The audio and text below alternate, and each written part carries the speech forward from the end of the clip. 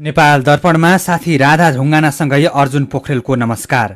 नेपाल दर्पण उज्यालो radio network काठमाडौँमा 90 मेगाहर्जसँगै देशभरि विभिन्न एफएम स्टेशनहरूबाट तथा मोबाइल एप्लिकेसन र अनलाइनबाट संसारभर एकसाथ प्रसारण भइरहेको छ। नेपाल दर्पण सुरु गरौं मुख्य खबरका शीर्षकहरूबाट। दैनिक 11,000सम्म कोरोना संक्रमित थपिन सक्ने स्वास्थ्य मन्त्रालयको अनुमान। काठमाडौँ उपत्यका सहित मुख्य शहरका विद्यालय कम्तीमा 1 महिना बन्द गर्न सिफारिस। सहुलियतपूर्ण कर्जामा अहिलेसम्म 1,24 अर्ब रुपियाँ लगानी। शैक्षिक प्रमाणपत्र धितोमा 132 जनाले पाए सहुलियत ब्याजको ऋण। धेरै दुःखद र केही सुखद घटनाका साथ 2077 साल विदा हुँदै 1 वर्षमा विपदजन्य घटनाबाट 592 जनाले ज्यान गुमाए। खाद्य बजारमा जीवित जंगली जीवजन्तुको बेचबिखन रोक्न WHO को आग्रह। जंगली जनावरबाट नयाँ प्रकारका रोगहरू मानिसमा सर्ने भनाई। र त्रिदेशीय T20 क्रिकेट खेल्न मलेसिया र नेदरल्यान्ड्सको टोली नेपालमा। आइपिएल क्रिकेटमा कोलकातासँगको खेलमा मुम्बई पहिले ब्याटिङ गर्दै। उज्यालो रेडियो नेटवर्कबाट प्रसारण भइरहेको नेपाल दर्पणमा अब सुनौं पूरा खबर। स्वास्थ्य तथा जनसङ्ख्या मन्त्रालयले आउँदो असारसम्म कोरोना संक्रमितको संख्या उच्च हुने अनुमान गरेको छ। मन्त्रालयमा पत्रकारहरूसँगको कुराकानीमा स्वास्थ्य तथा जनसङ्ख्या मन्त्री हृदय त्रिपाठीले अहिलेको दरमा कोरोना संक्रमण बढ्दै गए आउँदो असारसम्म संक्रमितको संख्या 6 लाखसम्म पुग्न सक्ने बताउनुभयो। मन्त्री त्रिपाठीले अहिलेको संक्रमण दरलाई हेरेर प्रक्षेपण गर्दा दैनिक 11,000 जनासम्म संक्रमित थपिन सक्ने हुँदा त्यसको लागि पहिले नै मन्त्रालयले आवश्यक तयारी गरिरहेको बताउनुभयो। मन्त्रालयले सबै अस्पताललाई तयारी अवस्थामा राख्न उपकरण र सुरक्षा सामग्रीको रेकर्ड सङ्कलन गर्ने काम गरिरहेको मन्त्री त्रिपाठीले बताउनुभयो। कोरोना संक्रमणको जोखिम बढेपछि मन्त्रालयले काठमाडौँ उपत्यका सहित ठूला शहरका विद्यालय 1 महिना बन्द गर्न पनि सिफारिस गरेको छ। कम्तीमा 30 दिन ठूला शहरका विद्यालय बन्द गरी पठन पाठन अनलाइन मार्फत गराउन खोजिएको स्वास्थ्य मन्त्री त्रिपाठीको भनाइ छ। उहाँका अनुसार विद्यालय बन्द गर्ने विषयमा मन्त्री परिषदको बैठकले निर्णय गर्न भन्ने बाँकी रहेको छ।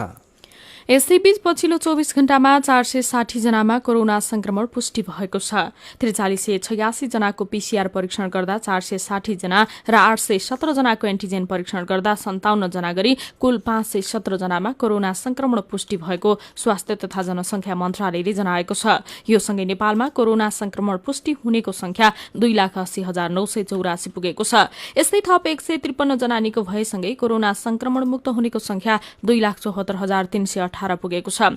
5 जनाको ज्यान गएसँगै नेपालमा अहिलेसम्म कोरोना संक्रमणबाट 3,058 जनाले ज्यान गुमाएका छन्। अहिले नेपालमा 3,608 जना सक्रिय संक्रमित छन्। नेपाल राष्ट्र बैंकले सहुलियतपूर्ण कर्जा प्रभावकारी बन्दै गएको बताएको छ। देशमै उद्यमशीलता बढाउन र आत्मनिर्भरतर्फ केन्द्रित हुन भन्दै सुरु गरिएको सहुलियतपूर्ण कर्जा प्रभावकारी बन्दै गएको राष्ट्र बैंकको दावी छ। राष्ट्र बैंकको नयाँ तथ्याङ्क अनुसार फागुन मसान्तसम्ममा 77,196 ऋणीले सहुलियतपूर्ण कर्जा मार्फत 1,24,28 करोड रुपियाँ कर्जा लिएका छन्। यसमध्ये कृषि तथा पशुपक्षी व्यवसाय कर्जा अन्तर्गत 38,355 जना ऋणीलाई 88,29 करोड रुपियाँ ऋण लगानी गरिएको राष्ट्र बैंकले जनाएको छ। यस्तै फागुनसम्म शिक्षित युवा स्वरोजगार कार्यक्रम अन्तर्गत शैक्षिक प्रमाणपत्र धितो राखेर 132 जना युवाले 6 करोड 1 लाख रुपियाँ ऋण लिएका छन्। सरकारले 2075 सालदेखि सहुलियतपूर्ण कर्जाको लागि ब्याज अनुदान कार्यक्रम थालेको थियो। नयाँ कार्यविधि अनुसार सहुलियतपूर्ण ब्याजमा विभिन्न 10 प्रकारका कर्जा पाइन्छ। देशका विभिन्न जंगलमा आज पनि डढेलो लागिरहेको छ। अहिले 53 वटा जिल्लाका 415 ठाउँको जंगलमा डढेलो लागिरहेको वन तथा भू संरक्षण विभागको वन डढेलो पहिचान तथा अनुगमन प्रणालीले जनाएको छ। अहिले कैलाली र बर्दिया जिल्लाको मात्रै 36 ठाउँमा डढेलो लागिरहेको छ। यस्तै बाँकेको 26 ठाउँ, दाङको 23 ठाउँ र डोटीको 20 ठाउँमा डढेलो लागिरहेको छ। यस वर्ष नेपालमा इतिहासकै सबैभन्दा धेरै डढेलोका घटना भएको र डढेलोले प्रकोपकै रूप लिएको राष्ट्रिय विपद जोखिम न्यूनीकरण तथा व्यवस्थापन प्राधिकरणका उपसचिव एवं डढेलोविद सुन्दर शर्माले बताउनुभयो। डढेलोका घटना मानवीय कारण हुने भएकाले डढेलो रोक्न मानिसका क्रियाकलाप सुधार्नुपर्ने शर्माले बताउनुभयो। जंगलमा डढेलो लागेपछि डढेलो नियन्त्रण गर्न जानको लागि हामीसँग क्षमतै छैन के। हामीसँग त्यत्तिकै गएर स्याउलाई हातमा लिएर उपयुक्त सुरक्षा कवच बिना हामी गयौँ भने हाम्रो क्याजुअलिटी हुनसक्छ। आफै मऱ्यौँ भने हाम्रो आफ्नै घर गोठहरू जलेर गयो भनेदेखि त त्यो त ठिक भएन नि। त्यसैले सुरक्षा फर्स्ट हो। डढेलोको कारण असर र नियन्त्रणका उपाय बारेमा डढेलोविद सुन्दर शर्मासँगको कुराकानी भोलि बिहान 8:20 प्रसारण हुने पानी र पर्वत विशेष बदलिँदो नेपालमा सुन्न सक्नुहुनेछ। विक्रम सम्वत 2077 साल आजदेखि बिदा हुँदैछ। धेरै दुःखद र केही सुखद घटनाका साथ 2077 साल आज सकिँदैछ। कोरोनाको कहरसँगै राजनीतिक घटनाक्रमले 2077 साल उथल पुथल रूपमा बित्यो। तर विकास निर्माण, भौतिक पूर्वाधार लगायतका क्षेत्रमा भने 2077 साल केही सम्झन लायक वर्षको रूपमा समेत रहेको छ। 2077 सालमा भए गरेका मुख्य घटनाको जानकारी सहित साथी भोजेन्द्र बस्नेत। 2077 सालको पूरै वर्ष कोरोना महामारीकै बीचमा गुज्रियो। ठूलो मानवीय र आर्थिक क्षति भयो। 2077 सालमा 6 महिनाभन्दा धेरै लकडाउन भयो, जसले गर्दा आर्थिक तथा पर्यटकीय गतिविधिहरू रोकिँदा बेरोजगारी र गरिबी बढ्यो। अर्थतन्त्र कमजोर भयो। कोरोनाबाट नेपालमा 3,000 भन्दा धेरैको ज्यान गयो भने झण्डै 2,77,000 जना संक्रमित भए। कोरोनाकै कारण 3 खर्ब रुपैयाँ भन्दा धेरैको नोक्सानी भयो। सरकारको नेपाल भ्रमण वर्ष 2020 मनाउने योजना पनि असफल भयो।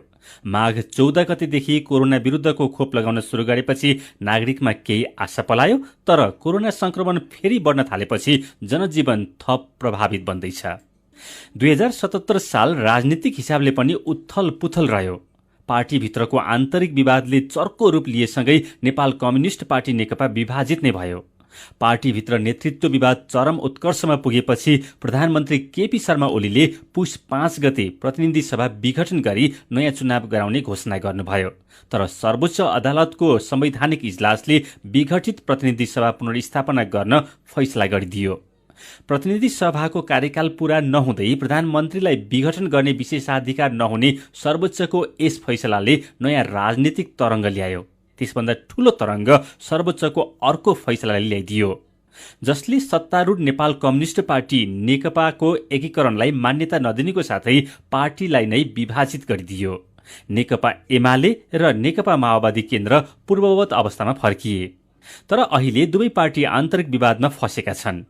यस्तै फागुन 20 मा सरकार र नेकपा विप्लव समूह बीच 3 बुँदे सहमति भएसँगै यो समूहमाथि लगाइएको प्रतिबन्ध हटेको छ। यस्तै सरकारले भारतले मिचेको लिम्पियाधुरा, कालापानी र लिपु लेक समेटिएको नेपालको नक्सा जेठ 7 मा सार्वजनिक गर्यो। यसलाई एउटा ठूलो उपलब्धिका रूपमा लिएको छ। 2077 साल भदौ 2 गते राष्ट्रकवि माधव प्रसाद घिमिरेको निधनले एक ठूलो साहित्यकारलाई देशले गुमायो। प्राकृतिक विपत्तिका कारण 2077 सालमा झण्डै 600 जनाले ज्यान गुमाउनु पर्यो। भदौ 18 गते बागलुङको ढोरपाटन नगरपालिका 1 बोबाङको भुजी खोलामा आएको बाढीले बस्ती नै बगाउँदा 14 जनाको ज्यान जानुको साथै कयौं बेपत्ता भए। भदौ 28 गते सिन्धुपाल्चोकमा पहिरोमा 11 जनाको ज्यान गयो भने कयौं बेपत्ता भए। असार 13 मा अफ्रिकाबाट भारत हुँदै नेपाल छिरेको सलह किराले अन्नबालीमा क्षति पुर्यायो। केही ठूला विकास निर्माणका काम पनि 2077 सालमा नै सुरुवात र पूरा भएका छन्। 22 वर्षको मेहनतपछि मेलम्ची खानेपानी आयोजनाको पानी पहिलो पटक फागुन 22 मा सुन्दरी जल आइपुग्यो। यस्तै विकास निर्माणतर्फ थानकोट नागढुङ्गा सिस्ने खोला सुरुङ मार्ग निर्माण सुरु। माघ 25 गते देशकै दोस्रो ठूलो विद्युत प्रसारण लाइन 220 केभी को दाना विद्युत सब स्टेशनको निर्माण सम्पन्न। सुनकोशी मरिन डाइभर्सनको शिलान्यास। एकैपटक 210 पालिकामा सडक निर्माणको शुभारम्भ लगायतका काम भए। यस्तै सबै निर्वाचन क्षेत्रलाई जोड्ने 165 वटा सडक निर्माणको शुभारम्भ गरियो। चैत 16 मा पशुपक्षीजन्य उत्पादनमा नेपाल आत्मनिर्भर भएको घोषणा भयो। र नेपालले 2077 सालमा खेलकुद क्षेत्रमा उपलब्धि हासिल गर्यो। यसै महिना नेपालले त्रिदेशीय फुटबल कपको उपाधि जित्यो। यही खेलबाट राष्ट्रिय टिमका पूर्व कप्तान विराज महर्जनले अन्तर्राष्ट्रिय फुटबलबाट सन्यास लिए। कोरोना महामारीपछि घरेलु खेलकुदका प्रतियोगिता धमाधम भइरहेका छन्। यसैबीच 2077 सालमा एक वर्षमा विभिन्न विपदजन्य घटनामा परि 592 जनाको ज्यान गएको छ। 101 जना हराएका छन्। गएको वैशाख 1 गतेदेखि आजसम्ममा भएका 4157 वटा विपदजन्य घटनाहरूमा 592 जनाको ज्यान जानुको साथै 1167 जना घाइते भएका राष्ट्रिय विपद जोखिम न्यूनीकरण तथा व्यवस्थापन प्राधिकरणले जनाएको छ। गएको एक वर्ष सबैभन्दा धेरै पहिरोका कारण 301 जनाको ज्यान गएको छ भने 64 जना हराइरहेका छन्।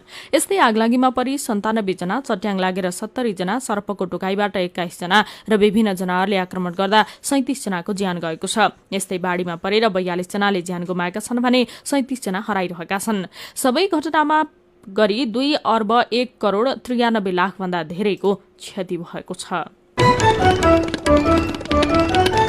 सीधा कुरा प्रश्न विचार यो हो उज्यालो रेडियो नेटवर्क काठमाडौँमा 90 मेगाहर्ज, नेपाल दर्पणमा कुराकानीसँगै खबरको सिलसिला बाँकी नै छ, सुन्दै गर्नुहोला।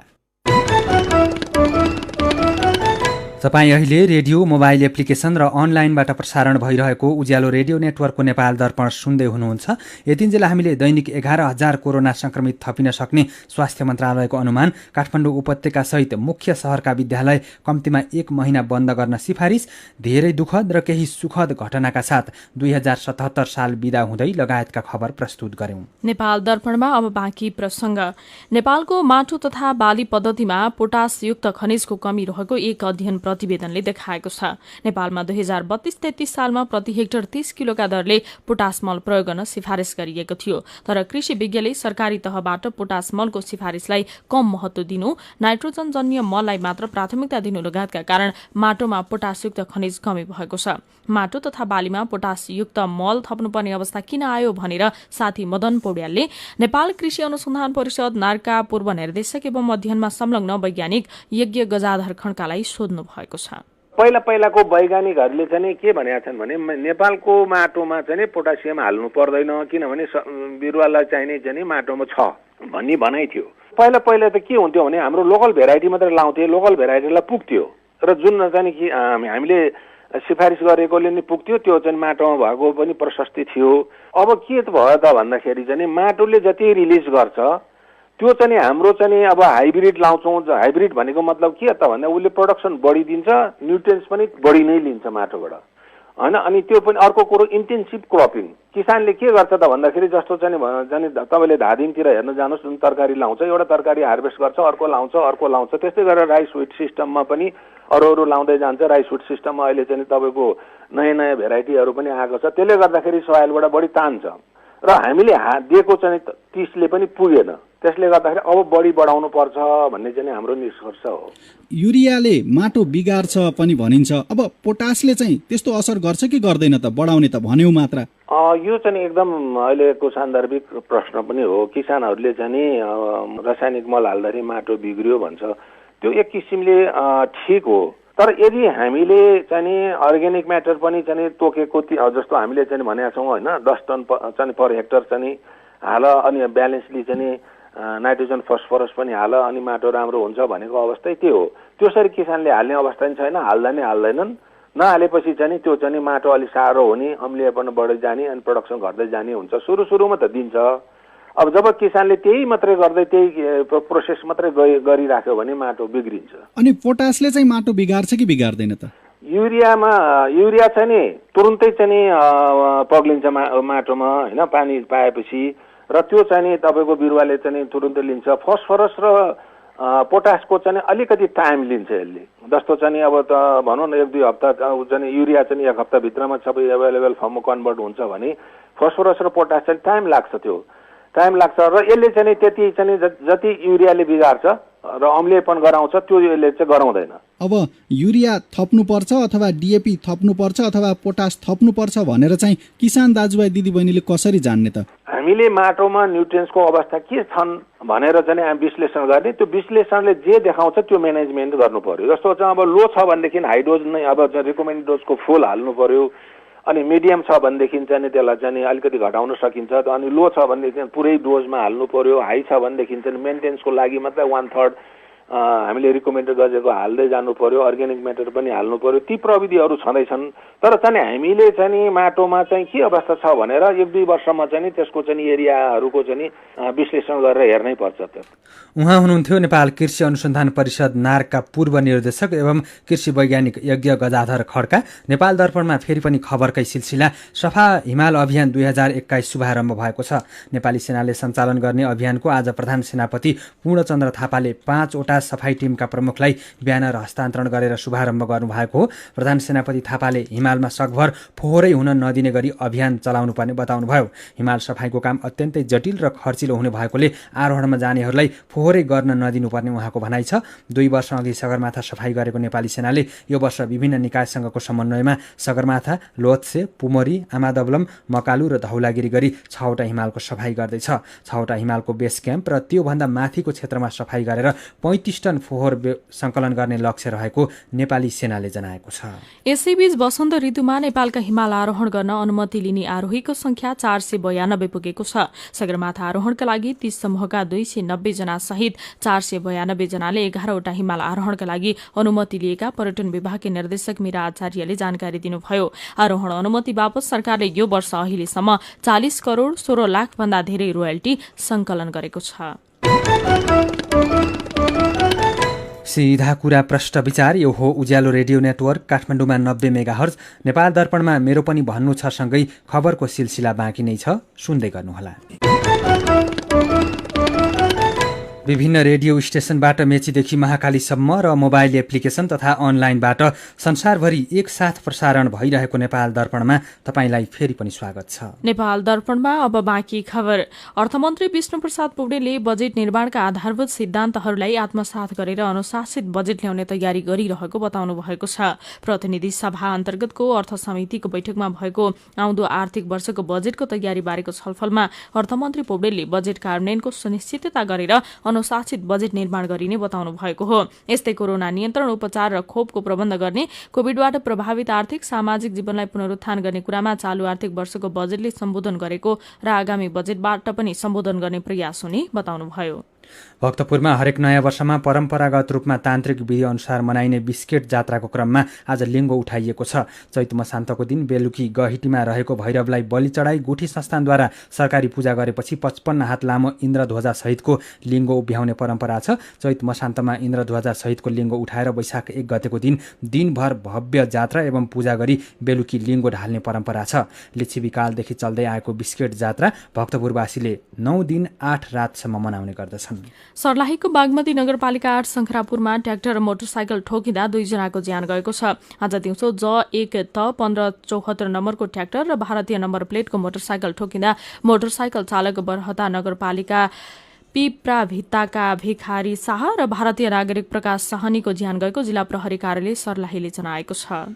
शेयर बजार परिसूचक नेप्सेले नयाँ कीर्तिमान बनाएको छ। आज 23.23 अङ्कले बढेर नेप्से अहिलेसम्मकै उच्च बिन्दु 2714.79 अङ्कमा पुगेको हो। आज ब्याङ्किङ समूहको शेयर 42 अङ्कले, व्यापार समूहको 69 अङ्कले, विकास ब्याङ्कको 95 अङ्कले र जलविद्युत समूहको शेयर 31 अङ्कले बढेको छ।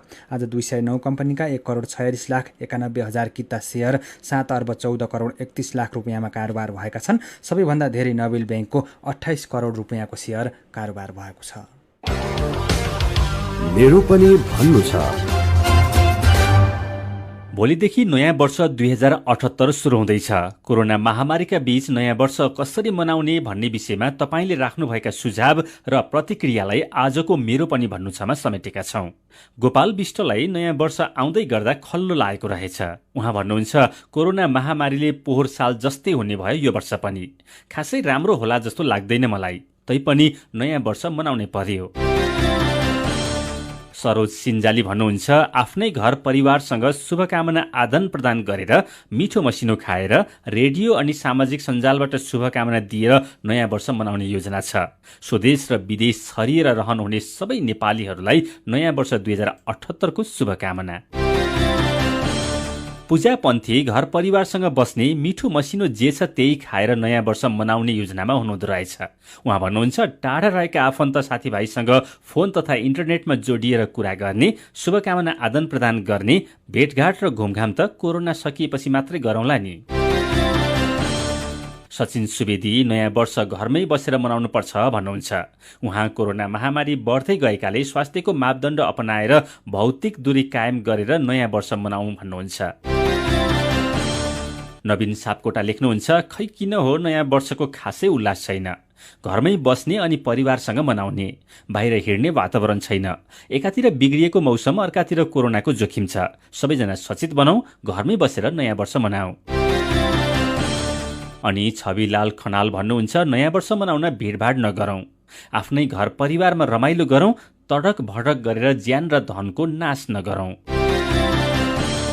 विचारका लागि तपाईलाई धन्यवाद। मेरो पनि भन्नु छ। मेरो पनि भन्नु छ प्रस्तुत गर्दै हुनुहुन्थ्यो साथी भोजेन्द्र बस्नेत। नेपाल दर्पणमा अब विदेशका खबर। विश्व स्वास्थ्य संगठन डब्ल्यूएचओले बजारमा जीवित जंगली जीवजन्तुको बेचबिखन रोक्न आग्रह गरेको छ। डब्ल्यूएचओले नयाँ नयाँ किसिमका रोगहरूको उत्पत्ति रोक्न भन्दै जिउँदा जंगली जनावरको बेचबिखन रोक्न आग्रह गरेको समाचार संस्था एएफपीले जनाएको छ। ठूलो जनसंख्यालाई खाद्य तथा जीविकोपार्जन जुटाउन परम्परागत बजारले महत्वपूर्ण भूमिका निर्वाह गरिरहेको भए पनि जीवित जंगली जीवजन्तुको बेचबिखन रोक्न सकिए बजारमा काम गर्ने कामदार र ग्राहकको स्वास्थ्य सुरक्षित बनाउन सहयोग पुग्ने डब्ल्यूएचओको भनाइ छ। चीनको वुहानमा भेटिएको कोरोना संक्रमितहरूको सम्बन्ध स्थानीय परम्परागत खाद्य बजारसँग देखिएको भन्दै डब्ल्यूएचओले शुरूआती दिनमा भेटेका संक्रमितहरू खाद्य स्टल मालिकहरू, बजारका कामदारहरू वा बजारमा नियमित आउजाउ गर्नेहरू नै रहेको जनाएको छ। जीवित स्तनधारी जनावरलाई खाद्य बजारहरू खास गरी माछा मासुको किनबेच हुने बजारमा नराख्न सदस्य मुलुकलाई आग्रह गरिएको डब्ल्यूएचओले बताएको छ। डब्ल्यूएचओले पर्याप्त जोखिम मूल्याङ्कन नगरी जंगली स्तनधारी जनावर काटमार नगर्न, अन्य खाद्य पसलमा नराख्न र जोखिमयुक्त बजारहरू तत्काल बन्द गराउन सबै देशका सरकारहरूसँग आग्रह गरेको छ। ताइवानले चीनका 2 दर्जनभन्दा धेरै लडाकु विमान आफ्नो क्षेत्रमा प्रवेश गरेको आरोप लगाएको छ। अनुमति बिना चीनका 25वटा विमान हिजो आफ्नो देशभित्र प्रवेश गरेर तर्साउन खोजेको ताइवानको रक्षा मन्त्रालयलाई उद्धृत गर्दै बीबीसीले जनाएको छ। 25वटा विमानमध्ये 18वटा लडाकु विमान, 4वटा बम वर्षक, 2वटा परमाणु हतियारयुक्त र एउटा समयभन्दा पहिले चेतावनी दिने विमान रहेको ताइवानको भनाइ छ। चीनका विमान प्रवेश गरेपछि चेतावनी दिन आफूहरूले पनि लडाकु विमान उडाएको र चीनिया विमानको निगरानीको लागि मिसाइल प्रणाली तयारी अवस्थामा राखिएको ताइवानले जनाएको छ। नेपाल दर्पणमा अब खेल खबर। च्याम्पियन्स लीग फुटबल अन्तर्गत क्वार्टर फाइनलको दोस्रो लीगमा आज 2वटा खेल हुँदैछन्। राति पाउने 1 बजे जर्मन क्लब बायर्न म्युनिख र फ्रान्सेली club Paris Saint Germain PSG खेल्दैछन्। पहिलो लेगमा पीएसजी 3-2ले विजयी भएकाले आजको खेल बायर्नले जित्नै पर्ने बाध्यता छ। पीएसजी भने बराबरीले पनि अन्तिम 4मा पुग्नेछ। पाउने 1 बजे हुने अर्को खेलमा इंग्लिश क्लब चेल्सी र पोर्चुगलको क्लब पोर्टोसँग खेल्दैछ। पहिलो लेगमा चेल्सी 2-0ले विजयी भएकाले चेल्सी सहज अवस्थामा रहेको छ। त्रिदेशीय टी20 क्रिकेट खेल्न मलेसिया र नेदरल्यान्ड्सको टोली आज नेपाल आइपुगेको छ। वैशाख 4 गतेदेखि कीर्तिपुर मैदानमा हुने नेपाल, मलेसिया र नेदरल्यान्ड्स बीचको टी20 श्रृङ्खला खेल्न दुवै देशको टोली आज बिहान नेपाल आइपुगेको हो। त्रिभुवन विमानस्थलमा नेपाल क्रिकेट संघ क्यानको एक टोलीले मलेसिया र नेदरल्यान्ड्सको टोलीलाई स्वागत गरेको छ। नेपाल आएका खेलाडीको कोरोना परीक्षण हुनेछ। कोरोना परीक्षणको रिपोर्ट नेगेटिभ आएपछि मात्रै उनीहरू मैदान प्रवेश गर्न पाउनेछन्। श्रृङ्खलाको पहिलो खेल वैशाख 4 गते नेपाल र नेदरल्यान्ड्सले खेल्नेछन्। नेपालका 20 जना खेलाडी अहिले बन्द प्रशिक्षणमा रहेका छन्। क्रिकेटकै अर्को प्रसङ्गमा इन्डियन प्रिमियर लिग आइपिएल क्रिकेटमा अहिले कोलकाता नाइट राइडर्स र मुम्बई इन्डियन्स खेलिरहेका छन्। चेन्नईमा टस हारेर पहिले ब्याटिङ गरिरहेको मुम्बईले राम्रो प्रदर्शन गरिरहेको छ। ताजा अवस्थामा मुम्बईले 9 ओभर 3 बलको खेल सकिँदा 1 विकेट गुमाएर 72 रन बनाएको छ। मुम्बईका क्विन्टन डिकट 2 रनमा आउट भइसकेका छन्। अहिले रोहित शर्मा 24 र सूर्यकुमार यादव 44 रन बनाएर खेलिरहेका छन्। कोलकाता आज लगातार दोस्रो जित निकाल्न चाहन्छ। पहिलो खेलमा कोलकाताले हैदराबादलाई 10 रनले हराएको थियो। यस्तै पहिलो खेलमा रोयल च्यालेन्जर्स बेङ्गलोरसँग 2 विकेटले पराजित भएको मुम्बई आज पहिलो जितको खोजीमा छ। खेल खबरसँगै उज्यालो रेडियो नेटवर्कबाट प्रसारण भइरहेको नेपाल दर्पणको समय सकिनै लागेको छ। बिदा हुनु अघि आजका मुख्य खबरका शीर्षकहरू फेरि एकपटक। दैनिक 11,000सम्म कोरोना संक्रमित थपिन सक्ने स्वास्थ्य मन्त्रालयको अनुमान। काठमाडौँ उपत्यका सहित मुख्य शहरका विद्यालय कम्तीमा 1 महिना बन्द गर्न सिफारिस। सहुलियतपूर्ण कर्जामा अहिलेसम्म 1 खर्ब 24 अर्ब रुपियाँ लगानी। शैक्षिक प्रमाणपत्र धितोमा 132 जनाले पाए सहुलियत ब्याजको ऋण। धेरै दुःखद र केही सुखद घटनाका साथ 2077 साल बिदा हुँदै 1 वर्षमा विपदजन्य घटनाबाट 592 जनाले ज्यान गुमाए। खाद्य बजारमा जीवित जंगली जीवजन्तुको बेचबिखन रोक्न डब्ल्यूएचओको आग्रह। जंगली जनावरबाट नयाँ प्रकारका रोगहरू मानिसमा सर्ने भनाई। र त्रिदेशीय टी20 क्रिकेट खेल्न मलेसिया र नेदरल्यान्ड्सको टोली नेपालमा। आइपिएल क्रिकेटमा कोलकातासँगको खेलमा मुम्बई पहिले ब्याटिङ गर्दै। आजको नेपाल दर्पण सकिएको छ। प्रविधिमा साथ दिने साथी सङ्घर्ष विष्टसँगै हामी राधा ढुङ्गाना र अर्जुन पोखरेल पनि बिदा हुन्छौँ। कोरोनाको जोखिम कायमै रहेकोले सुत्नु अघि पनि साबुन पानीले मिची 20 सेकेन्डसम्म हात धुन नबिर्सनुहोला। नमस्कार।